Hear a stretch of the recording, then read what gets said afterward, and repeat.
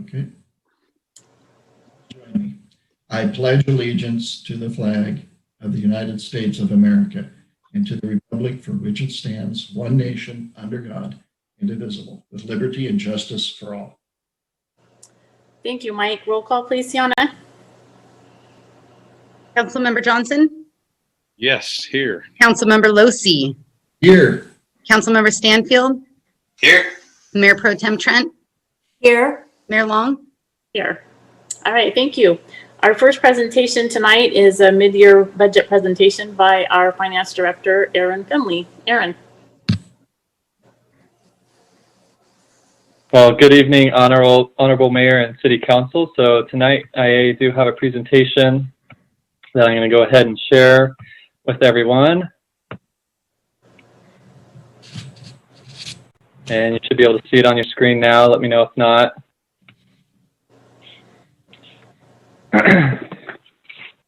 So tonight we're going to go over the 2021 mid-year budget review. The intent of this report and discussion is to review activities for the first half of this fiscal year, in this case July through December of 2020, and provide a revised projection of revenues and expenditures to fiscal year end. This will enable staff and council to make more informed decisions through the remainder of the fiscal year and while preparing the fiscal year 21-22 budget. Additionally, the formal submittal of a review during the fiscal year provides an opportunity to identify and present any fiscal problem areas to the council and to recommend corrective action or additional funding if required. As part of this discussion, staff is not recommending making any budget adjustments to the current adopted budget. Any proposed supplemental budget adjustments by staff will come before council as a separate item and for discussion before the council. So before we dive into fiscal year 2021's mid-year numbers, I wanted to review how fiscal year 1920 ended. I will note that the fiscal year is not yet finalized. We are waiting for interest statements from the county for April, May, and June. And then we have to subsequently do some GASB or Governmental Accounting Standard Board accounting adjustments that will need to be made before we can finalize the fiscal year. But depending on how much interest the city receives from the county pool, the final number should be pretty close to what you see under net sources or uses, which is $100,712 for fiscal year 1920. So compared to fiscal year 18-19, recurring revenues, which includes main contributors such as sales tax, property tax, and transient occupancy tax, decreased by 0.7% or $39,000. That's on the first row here. Overall, total sources of funds for the city's general fund increased by 10%. You can see that, $620,000. However, all of that increase is due to sources that are not a recurring tax or fee, which means the city does not anticipate seeing those in future fiscal years. And in this case, it represents the sale of city-owned property at 280 12th Street in October of 2019 for $875,000. So moving down to our expenses, salary and benefits increased by approximately 1.7% or $65,000 from fiscal year 18-19 to 19-20. This rate was lower than expected, which can be attributed to a higher level of vacancies in fiscal year 19-20 than we had in fiscal year 18-19. Capital outlay increased by $662,000, and this was due to the purchase of 2600 and 2650 Runnerville Road, which is where the Police Operations Division building is currently at, and that cost was approximately $700,000. So looking at the bottom line for fiscal year 19-20, we are expected to end with a net surplus of $100,000, which is about $50,000 less than the previous year, but it's still great news for the city that we ended the year with a surplus. So now going into our fiscal year 2021 mid-year numbers, we're going to take a look at the revenues for July through December. Property tax and property tax in lieu revenues, those are the first two lines, They come in 2 installments, one in January and one at the end of the fiscal year. We have yet to receive those, so I don't have a good estimate on where we are trending versus our budget. And following a meeting with our sales tax consultants on January 14th, staff is now estimating an increase in our Bradley Burns sales tax of $275,000 for the fiscal year. So this was great news.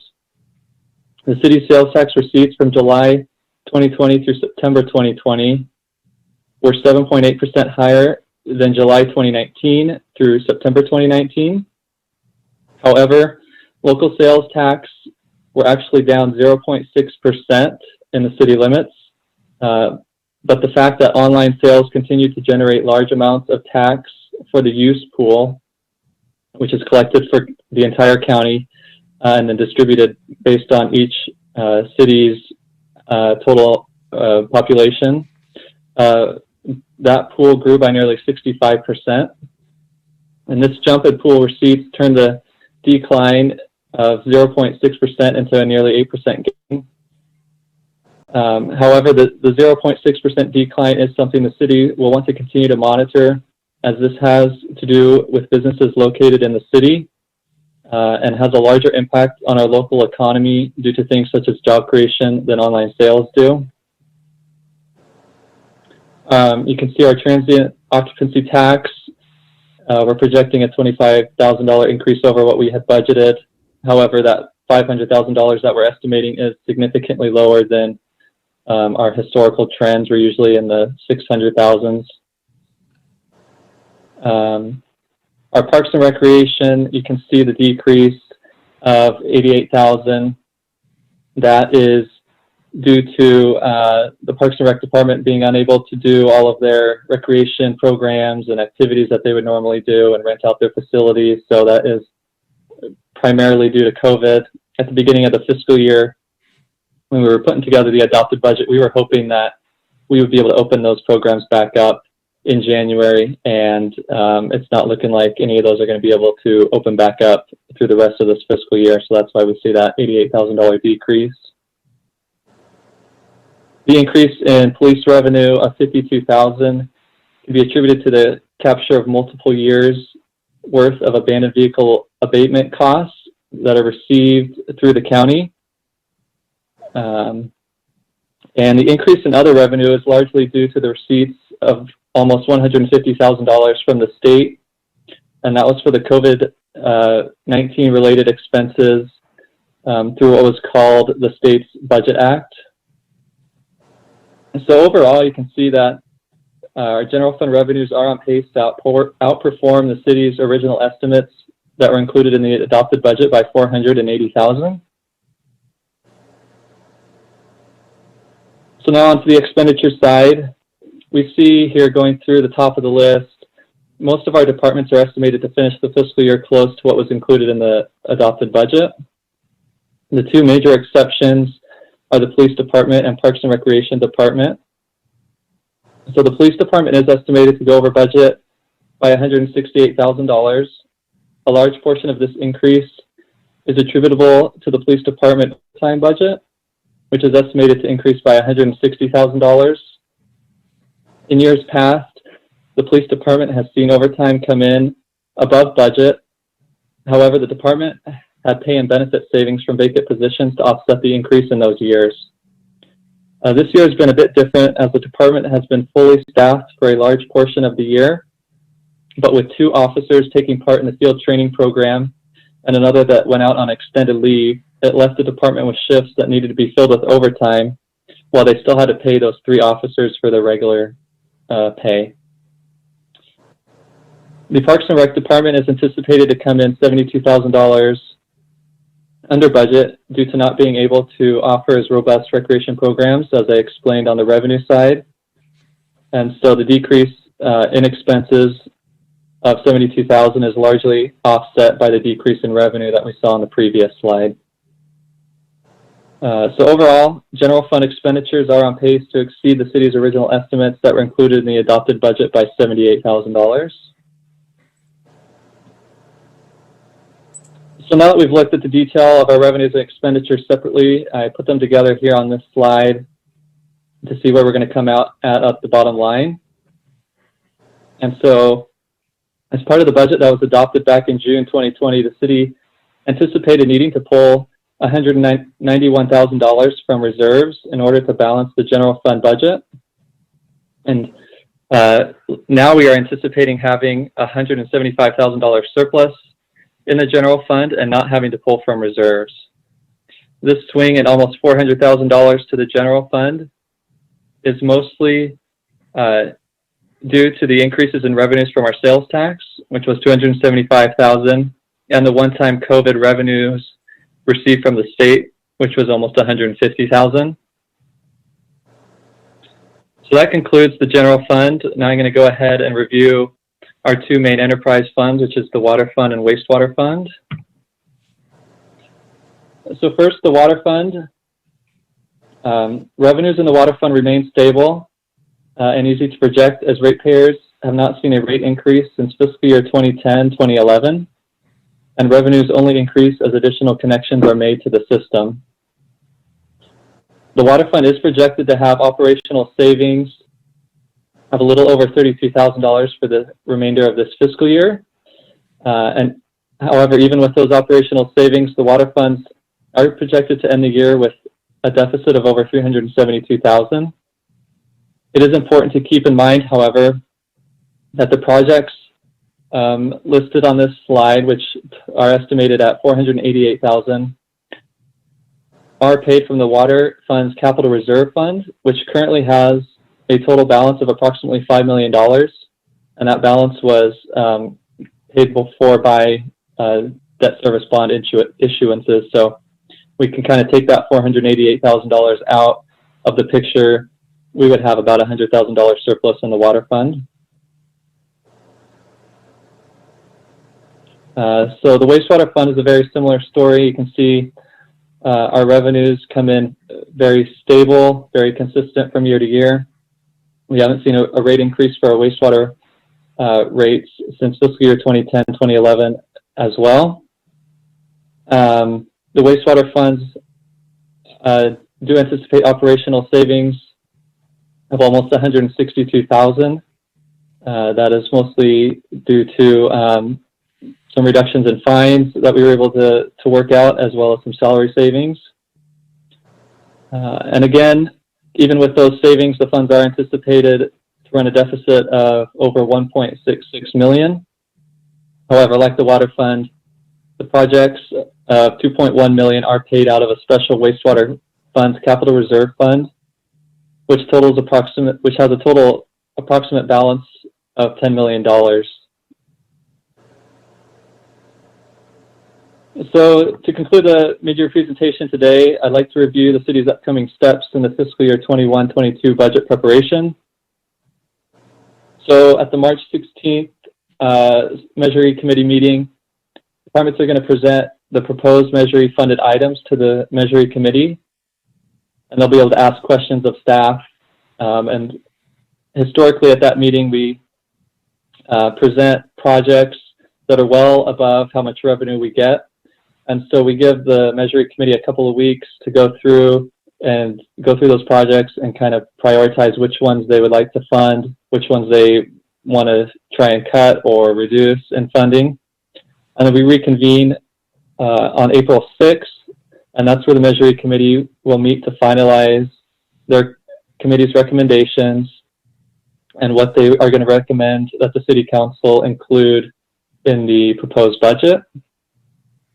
And then in late April, our goal is to have our first special council meeting and do a proposed budget workshop that details our general funds and the departments within our general fund.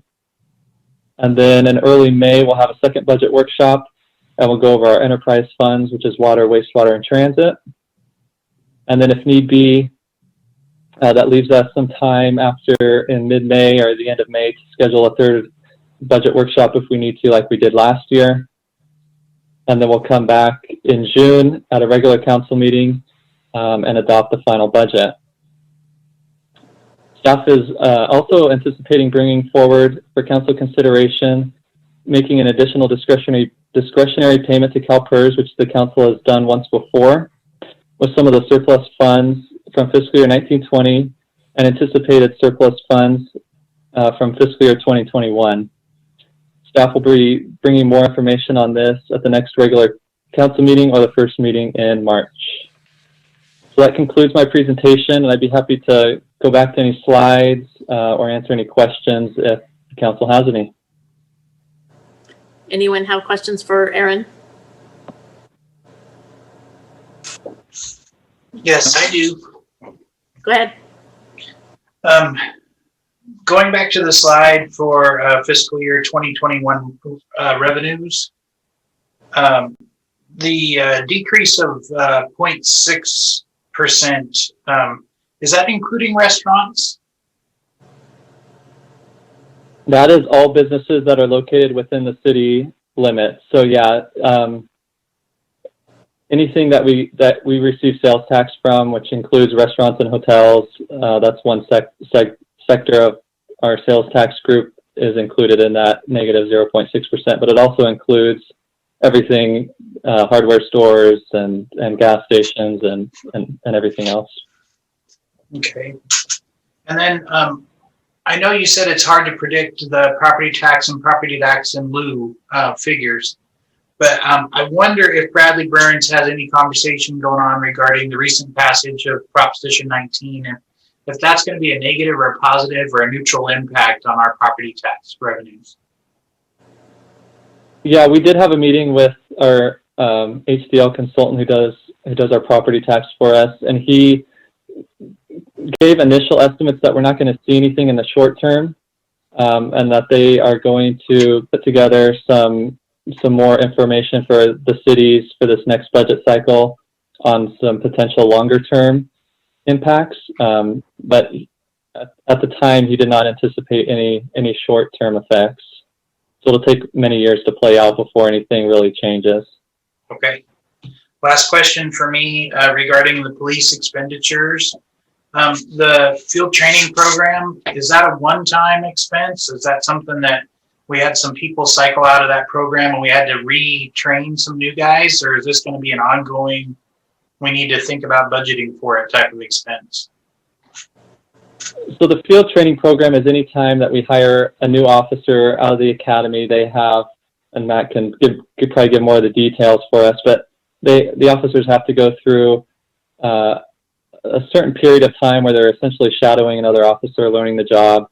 And so when they're doing that, we're obviously not utilizing that officer on their own. They're with another officer, so that open shift that they would normally be filling on their own has to be filled with overtime. So anytime we have new hires, they have to get trained, and it takes some time to do that. So is it safe to say that it's something we should have anticipated as we filled our staff positions, and now it's something that hopefully we don't have to continue to budget for now that our staff is a fully staffed police department?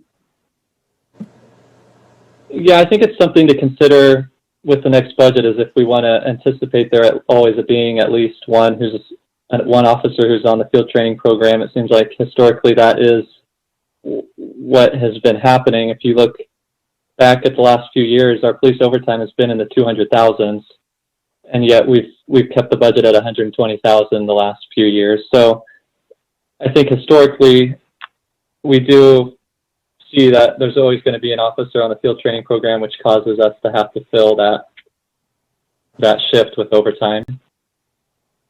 Okay. Thank you. That's all for me. Thank you, Jeremy. Anyone else? Great presentation, by the way. Thank you. Thank you. Just one comment, Mayor Long, to respond to Councilmember Stanfield's question. I think, Aaron stated, I just want to make sure that it was clear. Our budget estimates for police overtime have been over 200,000, and this year was different. We estimated much lower, and so we just didn't see the savings from those positions being staffed that we expected, because we did have a certain amount of time those officers weren't filling the shifts like Aaron explained. But again, we've estimated over 200,000 every year, and so this year we just estimated significantly lower than we have in the past as well. Any other questions for Aaron? I was just going to echo Jeremy about Aaron's presentation, and looking through the staff report, I found it insightful and easy to track. So I think you did a great job. Mike Losi, did you have a question or comment? I do. Thank you, Madam Mayor. Yeah, and I'd like to also say that you did a good job, Aaron. Recently, there's been discussion at the state level, at least, to postpone property tax payments in the April due dates. I know that this is just something that's going to be talked about coming up. Hopefully that won't happen. I think it'll jeopardize security of essential services, of course, for a lot of agencies, lots of cities, as well as school districts. Can you address that a little bit as far as the possibility that it could happen?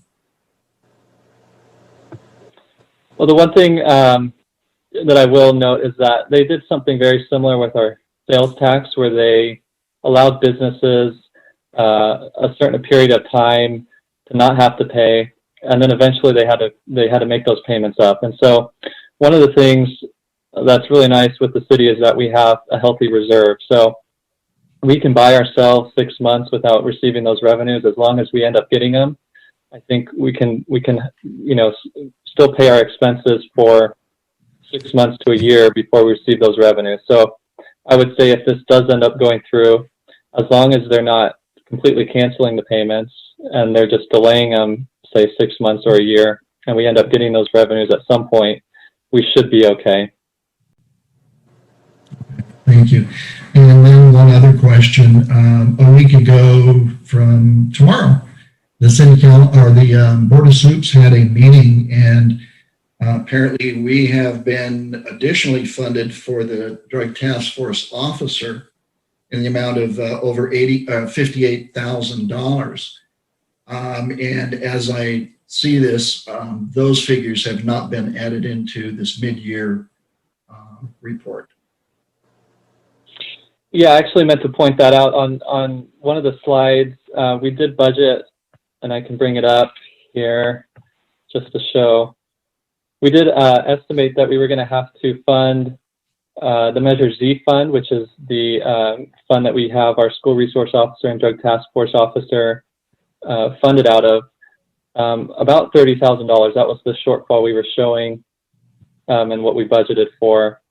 So I'm bringing it up here. So here it is right here. Transfer to Measure Z fund. We were originally estimating $28,000 that the general fund was going to have to pick up. And now we're estimating that we're not going to have to because the county did authorize the full 58. Now, the second benefit of that we're not seeing here is that the extra $30,000 that the county approved is going to allow the school resource officer to do more outreach and to work some more overtime. So we kind of stripped that overtime back because we didn't want the general fund to have to pick up the full 58. And now it'll allow the officer to go out and do more of that work that we originally had that officer planned to do when we first asked the Measure Z fund to fund that position. Excellent. And I'd like to thank the Board of Supervisors, and in particular Michelle Bushnell, for taking the lead on that and approving that budget item for us. That's all I have. Any other questions? Thank you, Aaron. Great presentation as always, and thank you for answering all of our questions. We appreciate you. Thank you. Moving on to oral comments from the public, I believe that we now have the number that you can call to comment to the council on the screen. We can't see that from our end, but I am told that it is there. So if you would like to comment, please call the number on the screen and you will be, we'll be able to listen to what you have to say. And I do know that we have one person waiting to comment. So Matt, are you here? Yes, I am, Mayor. Welcome. Thank you. Good evening, Honorable Mayor and Council, Lieutenant Matt Eberhardt. I wanted to talk tonight during public comment and just take a moment of your time and share some information. As you know, the department went through 3 leadership transitions in the last year, with the chief retiring, an interim chief, and also the hiring of Chief Casey Davis last July. In my position as a patrol commander, it's important that I maintain an awareness of patrol operations, personnel's perceptions, and the department morale. In privately checking in with personnel, I received several positive comments regarding Chief Day's leadership and the impact he is making on the department and our personnel. I feel that it is appropriate for me to share a few comments I received and express our gratitude to Chief Day and to the city for hiring him.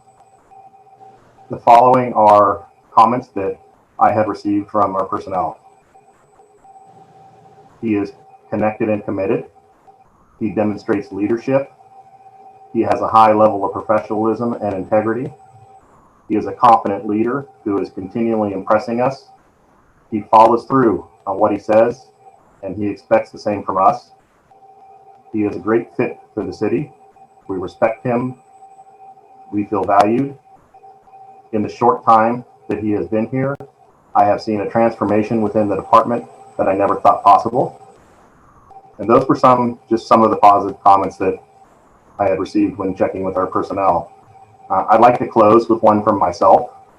With his leadership, I've seen employees engaged, invested, working the hardest I've ever seen in all the years that I've worked here in Fortuna. And the fact that this is occurring during 2020 and continues into 2021 speaks highly of Chief Day and our personnel. And I just thought that, last meeting, the chief gave his presentation, and I felt it appropriate for me to check in with staff and to share that with the council. Thank you, Matt. We appreciate that because we don't always get to hear what's going on behind the scenes, and it's really nice to know that the morale is improved and people are all on the same team again. So thank you for sharing that. Anyone have any questions or comments for Matt? I appreciate his comments from someone who's in the department and has been there, and I see a lot of the same things from the outside looking in. So thank you. Thank you, Matt. Did we get any other calls from anyone that wants to address the council? No, I haven't seen anybody come on. Okay, then we'll close public comment and move on to the consent calendar. We have 4 items. Does anyone wish to pull anything? Can I pull item number 2 just for a question? Of course. So our 4 items are city council minutes, report of disbursements, continuing the declaration of the existence of a local emergency in response to COVID-19, and authorizing the chief of police to sign and submit a letter of support for American Legion to obtain a license through the Department of Alcoholic Beverage and Control. Anyone besides Jeremy have anything to pull? All right, Jeremy, question? Under item number 2, report of disbursements, I noticed that a couple of the vendors, one I'm going to pick on particularly, and forgive me if this offends anyone, but Terminex is a corporation, and we just recently welcomed a new pest control company into the city limits in a new building on 7th and Main Street, Accurate Termite. And I didn't know if there was any weight given to business owners within the city limits of Fortuna, or if we just have to go with the lowest bid possible when we select our vendors. That was my only question. And typically we can't give a local preference, but what we can do every year is if we think there's other firms that can be more competitive, then what we can do is put out another request for proposal or request for quotes depending on the amount. So that's certainly something we can look into if there's another, firm such as pest control that could do the job potentially cheaper. But at the end of the year, we can request quotes and then start a new service contract for the following year. So thanks for the information. That's something that we'll consider as we move forward. And then also, I think we have a couple of different pest controls. We can also look at combining all of them together as well. I appreciate it. Thank you. All right, anyone else? I'll make a motion to approve the consent agenda. I'll second that. All right, we have a motion and a second to approve the consent calendar. Sienna? Councilmember Johnson, Yes. Councilmember Losi, Yes. Councilmember Stanfield, Yes. Mayor Pro Tem Trent, Yes. and Mayor Long. Yes, thank you. Moving on to city council business, we have approved supplemental budget request and amend the organizational chart for a part-time economic development specialist with COVID-19 relief emphasis. Merritt? Thank you, Mayor Long. So currently, there are many businesses in Fortuna struggling because of the COVID pandemic. A primary concern is that we could lose businesses in the long term if those businesses don't make it through this tough time. And one of the sectors of the business community that we're particularly concerned about are those service industries that have to have in person, such as restaurants. So many businesses, from what we're hearing, that they're not interested in taking on more debt, especially in this certain time, and that they're more interested in grants or loans that convert to grants to aid their financial recovery. The Coronavirus Aid, Relief, and Economic Security Act funds are made available through from the federal government to the state through the Community Development Block Grant Program, which is administered by the Department of Housing and Urban Development. Some allocations are being set aside for cities that want to undertake activities to provide relief for businesses and individuals affected by the COVID-19 pandemic. Right now, there's approximately $400,000 that was allocated to the city of Fortuna in the first 3 cycles, and as of yet, we have not applied for any of these funds. It is also expected that as more state and federal funding becomes available to address the economic impacts from this pandemic, that there will be continue to be more grant program opportunities into the future.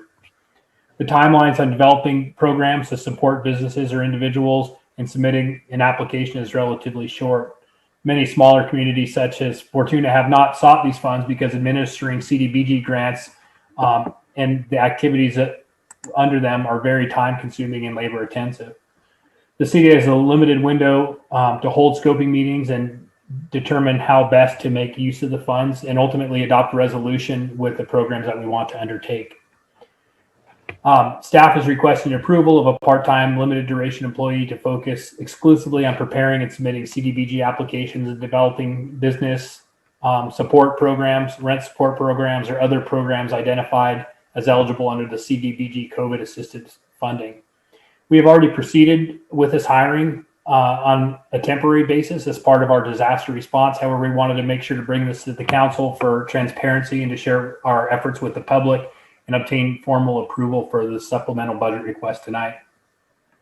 And so staff is requesting that this position be funded using CDBG program income funds from the general administration category, which currently has a balance of $128,000. This would be a part-time temporary position without benefits and is expected not to exceed $25,000. A supplemental budget request is attached to the staff report that reflects this request. So with that, I'd be happy to answer any questions. So again, using the number on your screen, if you want to comment on this item, please call us.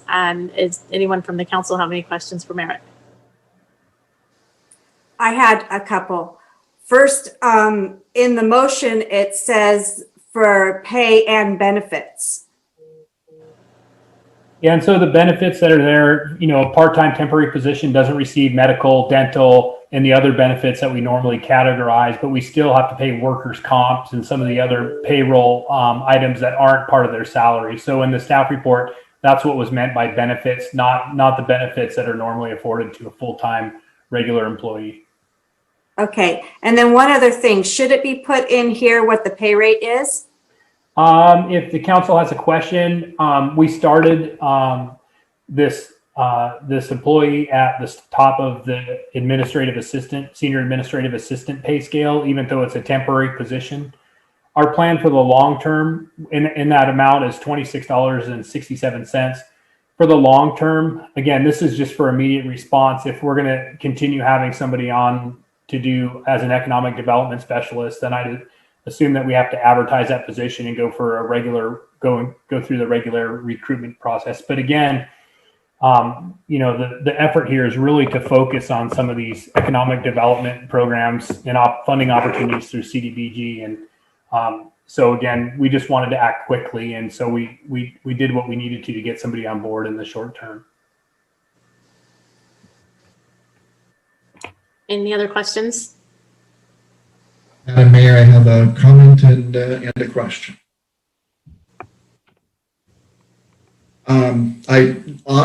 First off, I think this is a great project to bring somebody on board to assist our businesses in obtaining some of these funds.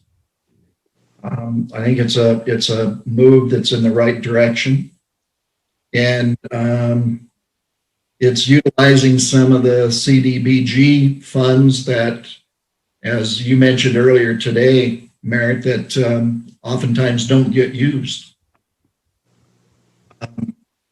My question is the 25,000 the total budget amount for the position, for the part-time position?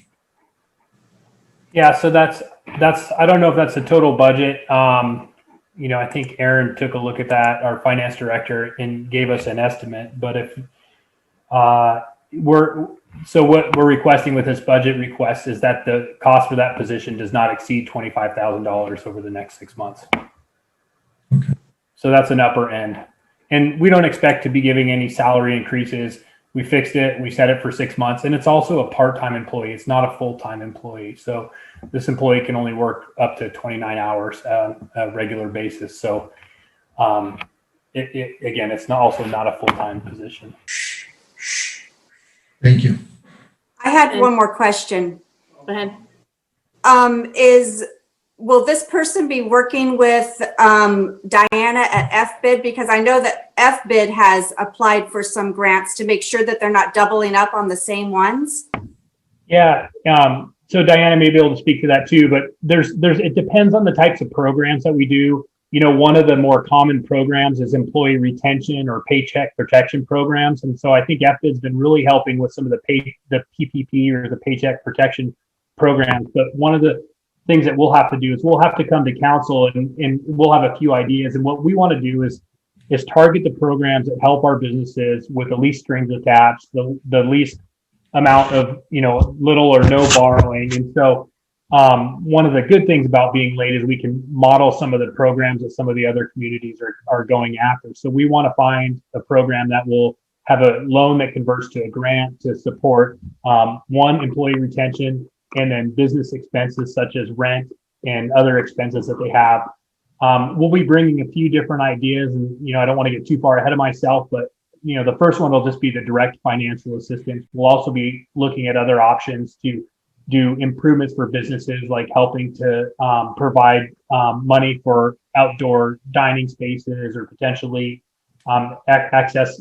accessibility improvements for businesses that are trying to accommodate employees outside of their normal place of business. So, it'll be a public process, and it's called a scoping meeting. So our businesses will have an opportunity. We'll present probably 3-4 ideas of how we could focus these monies, and then we want to hear from our businesses. And I will say that the person we have hired for this position is Jennifer O'Reilly. She has worked in the local community for a while. She's very used to working with Diana Rios with FBID and Renee Lindsay from the Chamber, and I know she's talking to both of them. And so our hope is that we can really have a coordinated effort with, working with FBID and the Chamber. And I have no doubt that that's going to happen, and they're going to be key to getting business owners involved and participating in that scoping meeting and telling us what they want. We don't want it to be what city staff wants. We want it to be what helps our businesses. And I really believe that FBID and the Chamber are going to be key to getting us the input we need and helping to weigh in on that very question. Thank you, Merritt. Anyone from the public? Diana, I think you want to speak. Yes, thank you. We're so excited. We love working with Jennifer O'Reilly Brown, and we're excited that she's going to be able to assist our businesses. She has a unique perspective because she helped approve a lot of the business licenses in the back end with Liz. So we're really excited. She's already called, I know, Renee and myself to do some brainstormings on some projects. And then we've been assisting businesses one-on-one through some grant processes. So we've been able to capture some information to kind of see some need, which has been exciting to kind of give her some ideas based off of that. So we're excited to help in any way we can assist our businesses. And we thank you guys for this opportunity. Thank Merritt for just running with it and everybody's side. So we just want to say thank you. And we're here to assist businesses. Jeremy has a pretty lengthy report to give at the end of the meeting. I could do it during public comment, but I thought we'll have the council rep do it. But grant rounds for, just really quick, grant rounds for California open tomorrow. We dropped off 25 packets today and sent out an email to 800 businesses. So hopefully people will start calling. I think I got 4 new emails right now that people want to help. So that's exciting. Mayor Long, just, to follow on what Diana's saying, we've been really fortunate to have some of the other cities that are already working on these types of programs like Arcata and Eureka provide assistance and staff time to let us know what they're doing and share some of their forms and some of their public meeting documents. And it's super helpful. It's a very tricky project, program to navigate, and, having the other cities be willing to assist us and identify programs and share different forms and waiver forms and processes is really helpful. And, I think we'd be really struggling without some of the support from the other cities. So I'd just like to thank them for doing that. Absolutely. The collaboration always makes it easier for everybody. So, Sienna, do we have anyone else from the public? No. Okay, thank you. Any more questions or comments from the council? I just wanted to say that I think that we have the opportunity we have a person in the proposed person for the position who knows the community, especially the business community, and we have the opportunity to help our businesses with this funding, and it was designed for this. We have the plan to put it to a targeted use to where it makes the most good in the business community, and I think we should move ahead with this. All right, somebody want to make a motion? I would move to approve a part-time, limited duration economic development specialist with emphasis on COVID-19 relief, and approve a supplemental budget request for $25,000 of CDBG program income general administration funds to pay for the pay and benefits. I'll second that. All right, thank you. Sienna, we have a motion and a second. Councilmember Johnson, Yes. Councilmember Losi, Yes. Councilmember Stanfield, Yes. Mayor Pro Tem Trent, Yes. Mayor Long. Yes, thank you. Next, we have city manager's report. Merritt? Thank you. I'll quickly review the meeting schedule. Our next regular city council meeting will be at 6 p.m. on February 16th. Our next planning commission will be on February 9th. It's also at 6 p.m. Our next Measure E meeting will be on March 16th at 5:30 p.m. And as our finance director stated in his presentation tonight, that'll be for staff to present the recommended projects for Measure E funding and for the committee to review all of those projects.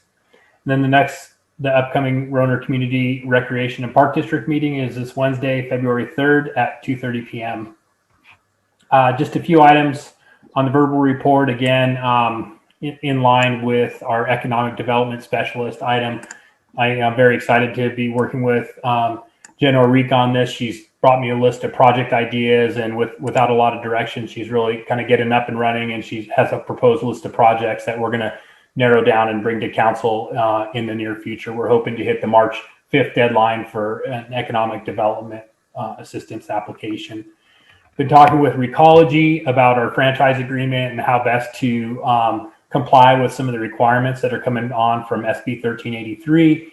And so we've been talking about this for some time, and we agreed to a tentative meeting schedule. So starting March 1st, I think at least once a month, probably for 2 or 3 meetings, we'll be bringing initially kind of a review of some of the regulations affecting our solid waste franchise agreement and some of the ideas we have for addressing those new regulations, and then ultimately bring the council cost information so we can start taking a look at how we can modify that franchise agreement to remain in compliance with some of the state regulations that we're dealing with for both greenhouse gas reduction and waste reduction.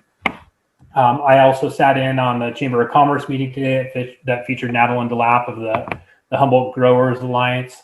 And it was a good reminder that it's probably time to proceed with the cannabis workshop that the council requested that we make. We had this tentatively scheduled for last April, and we were waiting out the coronavirus until such a time that we could have in-person meetings again. And it's been over a year, and we think it'd be a good time to go ahead and proceed with that. So, with the council's blessing, and I'll pull the council next week, we'd like to try to proceed with that. And right now I'm thinking as soon as the second meeting in March or the first meeting in April. I've been staying in touch with our elected officials regarding the CRV redemption issue, and we don't have anything out there yet that I've seen that's real promising. But again, we were very specific with our request for items that we wanted, such as allowing appointments, increasing the cap size, and allowing those CRV redemption sites to be recertified with just a letter. We did talk to Recology. They said they would reopen if some of those provisions were met. And so we're hoping that our elected officials at the state level can get us some temporary relief so those facilities can open back up. There has been some talk of pilot projects, and grants of up to $1 million for 5 communities, but it's still staff's opinion that we really need to see a relaxing of those requirements rather than a pilot project for a select few communities. So I've reminded Assemblymember Wood's office of that, and we'll continue to talk to other elected officials to make sure that what we really want to see is just a suspension on the restrictions on those CRV redemption facilities to a point we can get ours back, our ones that already exist, to open again. Unfortunately, there are ongoing abatement issues at the residence. That's been an ongoing nuisance at 2386 Acacia. This project was the subject of past abatement activities. If the council remembers, we did a big cleanup there. There was also vandalism and a fire that compromised the structure. So it's likely in the near future that we'll have to abate that safety hazard, demolish the building, and there will be additional costs. And we're working with our city attorney and code compliance officer to get that done. And at this point, it's probably the best thing just to have that structure completely disappear and have some vacant land. And that's likely going to be the outcome. There's not really a responsible person who's dealing with that property, but I hate to give the council the bad news, but it's going to cost us some more money before that's dealt with. And then I just wanted to let the council know that we're making good progress on the design of the new police facility at the intersection of Ronerville Road and Newburgh Road. We reviewed the schematic design that was brought to us from the consultant. We've been making sure to do a pretty comprehensive review and include the sergeants, lieutenant, and our police chief, and make sure that everybody in the department has a look at that. We provided comments, had a great meeting with our consultant, and we expect to have revised schematic design back fairly soon, and with the goal of having a building permit by late spring and early summer. So again, I'm really pleased on the progress, and we'll look forward to bringing that back to the council once we have a little bit more detail that we can share and an updated cost estimate. We do have a cost estimate and other items, so I think that'll probably be something the council really wants to take a close look at and review. But we're very optimistic that this is a project we're going to be able to get completed and have enough to fund. So that concludes my staff report. Thank you, Merritt. Any questions for Merritt before we move on? Merritt, maybe you could add a little bit on who's going to be the chamber speaker next week. Yeah. So my plan is to present. The chamber asked that I present a state of the city, and that's quite a long presentation that I usually work very closely with some of our council members and the mayor on. But what I hope to do is give a summary of kind of our overall financial pictures and some of the highlights and what some of the focuses are in the city, and really just share some of the bigger projects and some of the bigger efforts that we're going after right now. Again, a number of grants out there for different types of park development. We have some big roadway projects coming up, but I hope to make it a little bit more entertaining by just really showing the cool things that we're working on. And as you heard in the mid-year budget, at least it's not as bad as we projected. It could still get bad, but share the economic picture and again the big pursuits and projects. So it'll be scaled back and won't be quite to the same extent that we presented to the whole chamber in the past. And be happy to if anybody on the council wants to get a sneak peek at that, let me know. I would say it's very much still under development and can be modified, being that there's 1 week until I have to have that completed. Thank you, Merritt. Anything else? All right, moving on to future agenda items. Anybody? Seeing none, we'll move on to city council reports. Council member Mike Johnson. Remember to unmute first. So, we had a HCOG meeting the 21st, and that was worked on the REAP grant and how it's going to be implemented. We're going for the whole $685,000 that's left over, and this will be HCD, Housing Community Development, is going to work with us if we have any questions, how it's going to be done. There is a senior planner position at HCOG that is going to be a coordinator, and will be working with each planning department for the different agencies. Liz has been a part of this from the beginning. And so we're looking forward to that and be able to make kind of a single track, easy to do development plan throughout the county. Also, we had an update on the safety corridor. The May CTC meeting will be looking at funding for the safety corridor construction. On the last chance grade, the geotech drilling on that is 99% complete, and the environmental document continues, and they're looking to have that ready as a draft in 2022.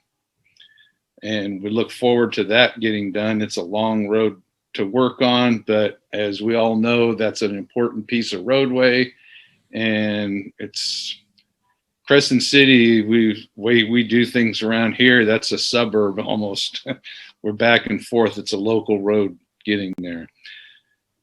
We also had elections, and Supervisor Bass was elected to the CalCog position and has the third seat for the executive committee. Mayor Susan Seaman was elected to vice chair, and I was elected as chair for this year. And we look forward to providing a service to the community, Humboldt County, for transportation, and now with our new plan in housing, and for our roadways. And we are still working on the regional transportation plan update, and look to have that done in the spring and out for a review. And that's what I have for now. Thank you. Thank you, Mike. Moving on to our other Mike. Thank you, Madam Mayor. Over the last 2 weeks, I've had my new council training through Cal Cities. It was a very good training. It included a mock city council meeting at the city of Malfunction Junction. And I'm glad to report that we generally don't make some of the missteps that we saw in that skit. It was very well done too, by the way. And the training was good, even if it was Zoom. It's interesting to note, or at least that it was interesting for me, that Cal City's mission is to expand and protect local control for cities. It's not necessarily what we see, especially when they promote or don't oppose at least some of the laws coming out of our state legislature. Cal City's strategic priority regarding housing says nothing about taking action to limit the governor or the legislature's takeover of our local control, specifically in housing, as Sue mentioned, I think, on the last council meeting. So I do believe that Cal Cities can do more in that regard. But it was excellent training, and I'm glad that I went. It was a great update from when I attended quite a few years ago. On a different note, I was selected as the new regular city member commissioner for LAFCO in the mayor's select committee meeting last week. I spoke about during the meeting possible upcoming annexation issues that our city might be involved in, as well as the possible Runner Park District boundary expansion that they'll be looking at. And I think it was, the mayors felt that it was a positive factor to have a Fortuna representative on the commission. So I do thank Madam Mayor for your recommendation and your part in my selection. And I'm looking forward to, again, being on, serving on LAFCO. And then last, on January 28th, I attended my first Redwood Coast Energy Authority meeting.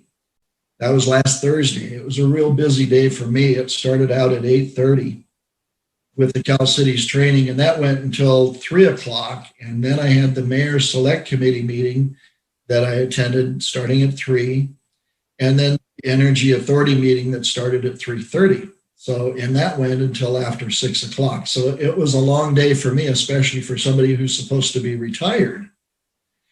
I was able to be selected for the committee with the Energy Committee for the long duration storage, which will go hand in hand with some of the potential future projects that we have or are looking at, such as a solar array, as well as self-generating battery banks to provide our city energy generating ability to possibly sell even some of the energy back to PG&E.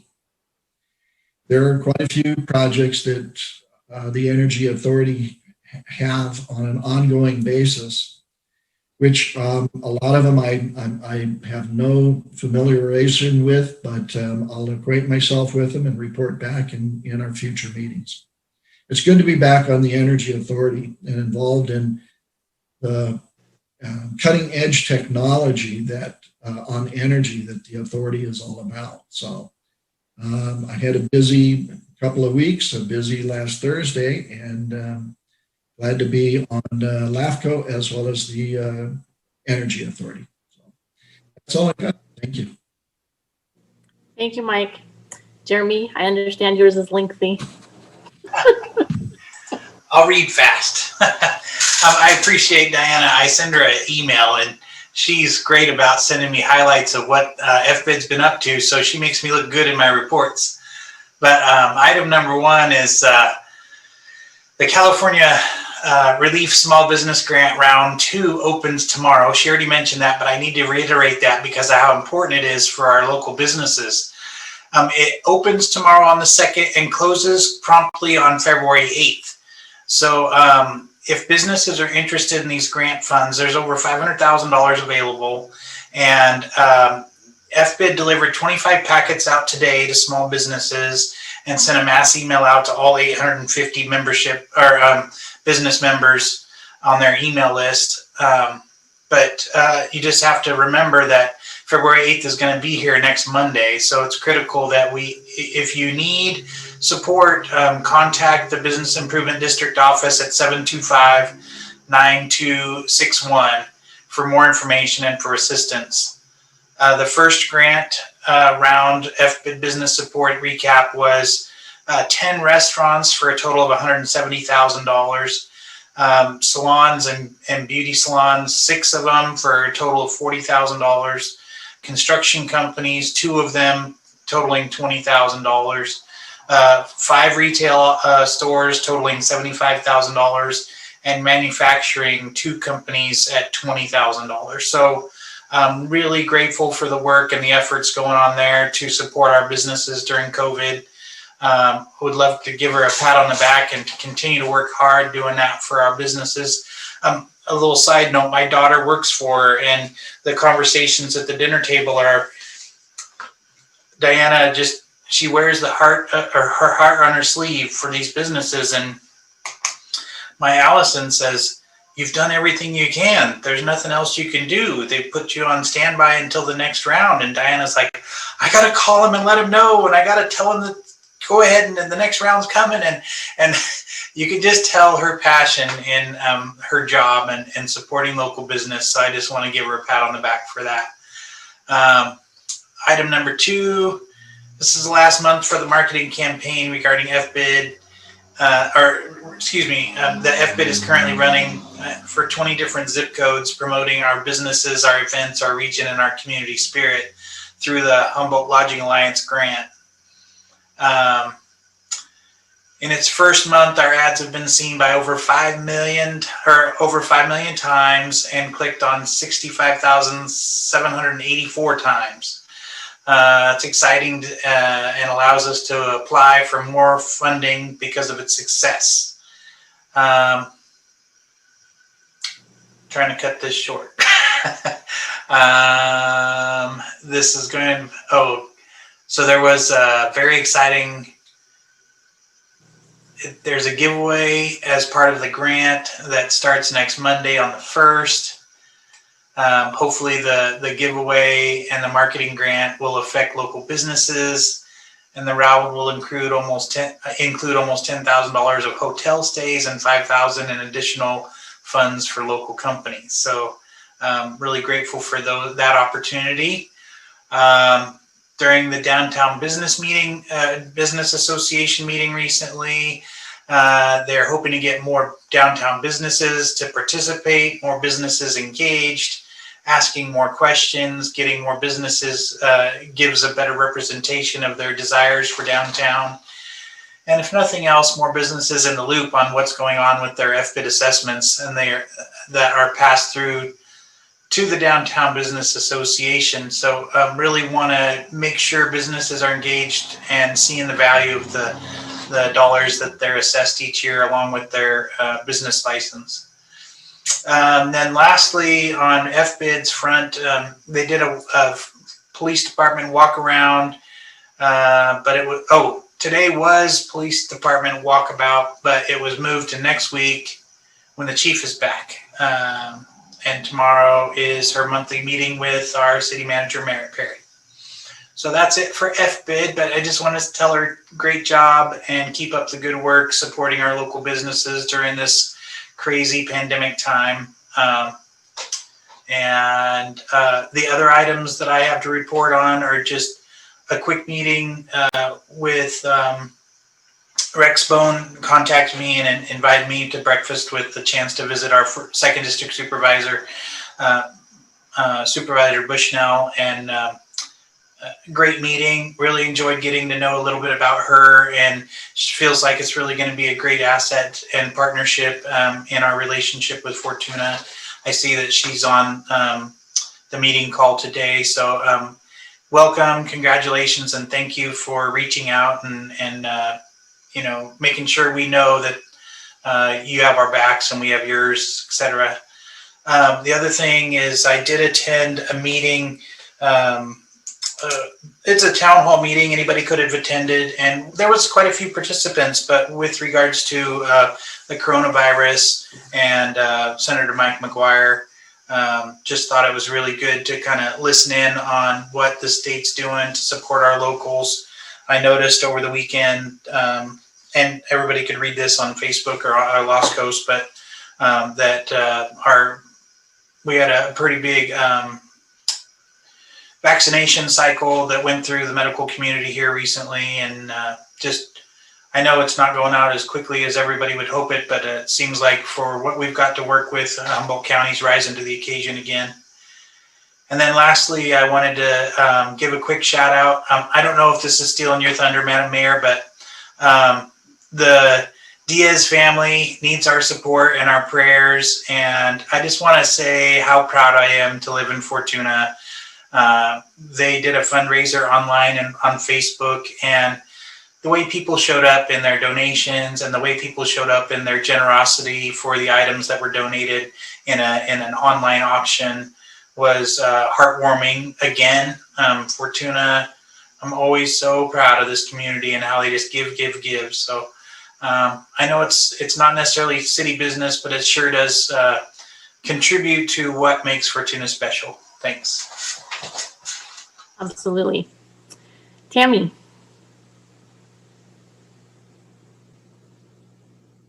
Tammy, you're muted. Sorry. First of all, on January 29th, Fortuna Police Department arrested a 29-year-old McKinley man who had reportedly sexually victimized a student from Toddy Thomas Middle School in Fortuna between 2017 and 2018. The information, let's see, wait a minute, what do I have here? Oh, this finally came forward just recently, and the Fortuna Police Department was notified in January of this event. Fortuna's school resource officer, who was funded by Measure Z, and Fortuna's detectives, who are funded by Measure E, worked on this case diligently and made an arrest within 2 weeks.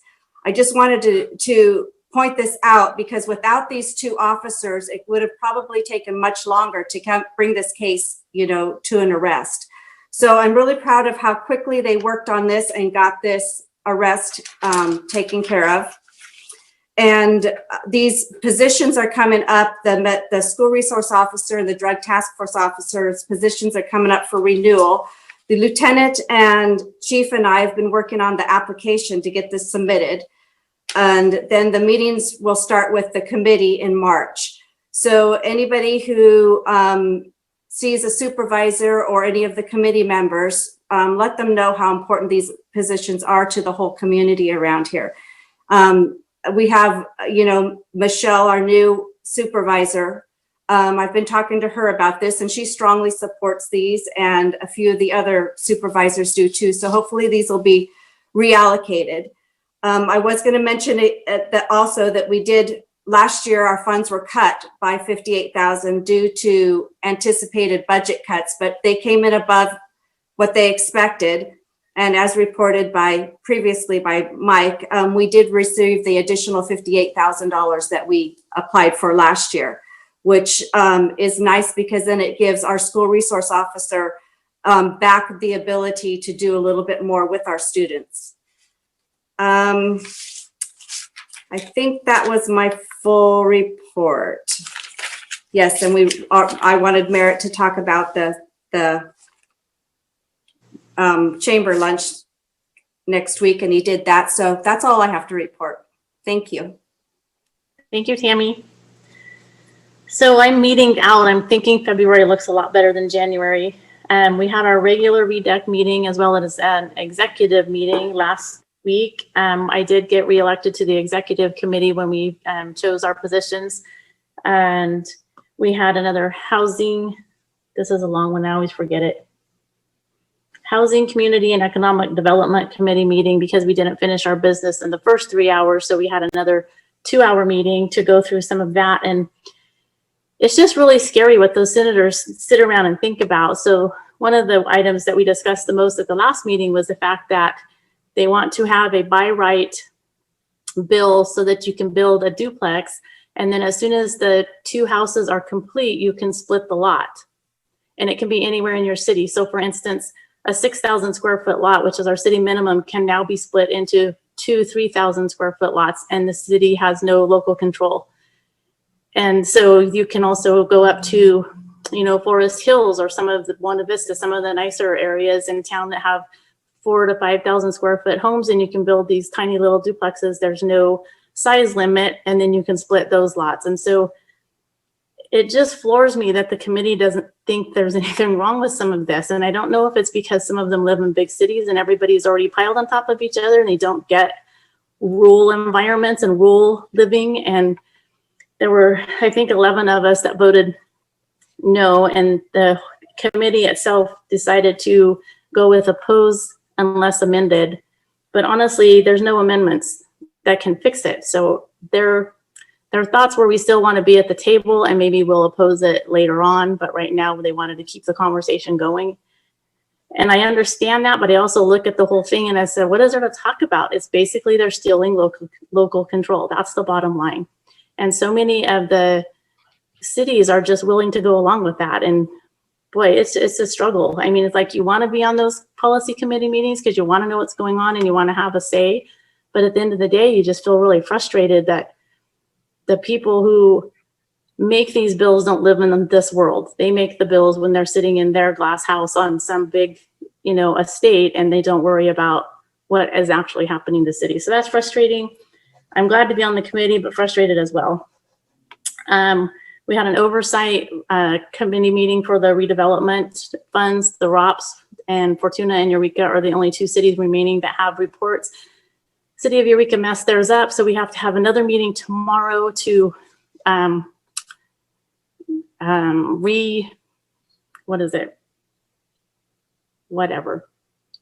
approve. I can't even think. So we have to approve theirs again. And even though it was over $2 million and the difference was like $1,300, because we approved an amount that isn't the amount that they are going to submit to the Department of Finance, we have to have another meeting. So we'll be having that tomorrow. I attended my last LAFCO meeting for a while, thanks to Mike Losi. So because Mike was selected as the regular commissioner, I resigned as the alternate, and Gordon Johnson from Riadel will be the alternate. So that was a good result. When the meeting started out, I wasn't sure that was what was going to happen, but they seemed to understand that if Fortuna is going to have more activity than Riadel, because the other one asking for the position was Riadel, and he was a great guy as well. I mean, we really couldn't have gone wrong, but it's nicer to have a Fortuna representative on there if we're going to have some projects coming up. I was able to attend coffee with the chief, with Matt Eberhardt, and we just kind of talked about what makes Fortuna Fortuna. So that was kind of fun. And it was nice to sit outside at the River Lodge and just chat for a while and get out of the office. So I do apologize for getting up and down, but my little dog Dixie doesn't seem to know that we have a meeting and it's important. So there's that. And I think that, and I got selected from the Mayor's Select Committee to be on the RAN committee through the Sheriff's Department.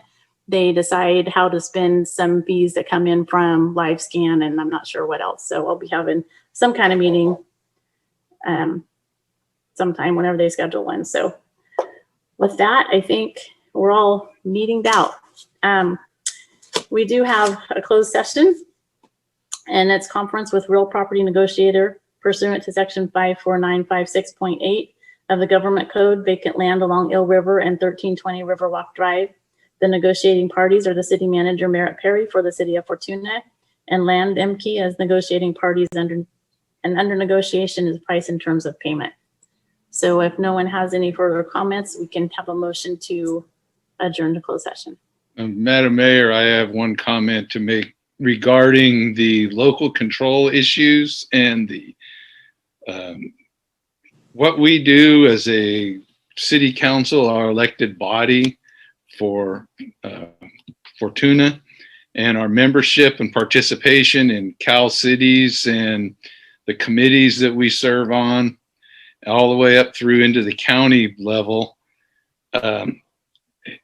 means something. And the mantra that's coming from Cal cities now that we should pick up is that if we're not at the table, we are on the menu, meaning that they will consume us one way or another, regulatory, fiduciary, however. And this is an opportunity, and we are on the front line of maintaining that local control and keeping Fortuna the community that it is. And so we need to be engaged. That's what I would say. And thank you.